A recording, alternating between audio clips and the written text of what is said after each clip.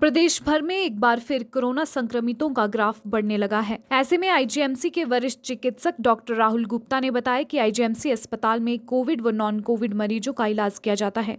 उन्होंने बताया कि आईजीएमसी अस्पताल में कोरोना के मरीजों से निपटने के लिए पूरे इंतजाम किए गए हैं। उन्होंने बताया कि आईजीएमसी अस्पताल में कोरोना महामारी से निपटने के लिए पूरे इंतजाम किए गए हैं। उन्होंने बताया कि कोरोना से निपटने के लिए सबसे आवश्यक जन सहभागिता है। जब तक लोग सहयोग नहीं करते तब तक कोरोना से निपटना असंभव है। वहीं उन्होंने कोरोना के नए स्ट्रेन के बारे में जानकारी देते हुए कहा कि यह स्ट्रेन कोरोना की पहली लहर से भी ज्यादा तेजी से इन्फेक्शन फैलाता है। इसमें वायरल लोड कम होने पर भी मरीज को ज्यादा बीमार करता है। ऐसे में उन्होंने सभी प्रदेशवासियों से मास्क का इस्तेमाल करने, 2 गज की दूरी रखने और हाथों को बार-बार सैनिटाइज करने की अपील की है।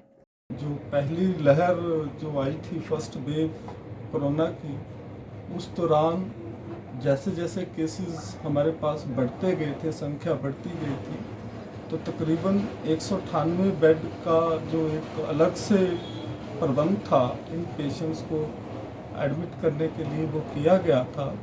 तो उस दौरान 198 बेड जो हैं वो काफ़ी थे। हमारे पास मैक्सिमम एट ए टाइम 160-65 के करीब जो पेशेंट्स थे वो एडमिट रहे थे। तो सरकार के आदेशानुसार हमने वो वाले बेड जो हैं अभी भी अलग रखे हैं, तो लोगों को किसी भी तरह से घबराने की ज़रूरत नहीं है। पर हाँ, एक चीज़ अवश्य जो समझने की है, और सरकार भी, हिमाचल प्रदेश सरकार, भारत सरकार आपसे, पब्लिक से हमेशा ये अनुरोध करती रही है कि इंतज़ाम कितना है कितना नहीं है, सरकार तो आपके लिए काम करेगी ही करेगी, परंतु एक बात समझने की है कि जब तक इसमें जन सहभागिता, लोगों का सहयोग नहीं मिलता है, तो इस बीमारी को कंट्रोल करना जो है वो नामुमकिन है।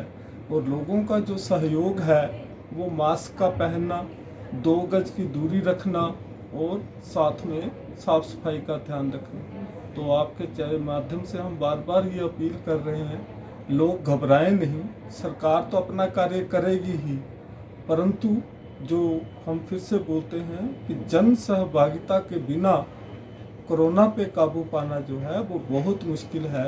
और ये जो 2 कार्य हैं, खासकर एक मास्क का लगाना और दूसरा 2 गज की दूरी अपना के रखना, तो मुझे लगता है आज की डेट में अगर कोई अनपढ़ भी है तो उसको भी ये बात जो है वो अच्छी तरह से समझ आ गई होनी है कि ये क्यों ज़रूरी है।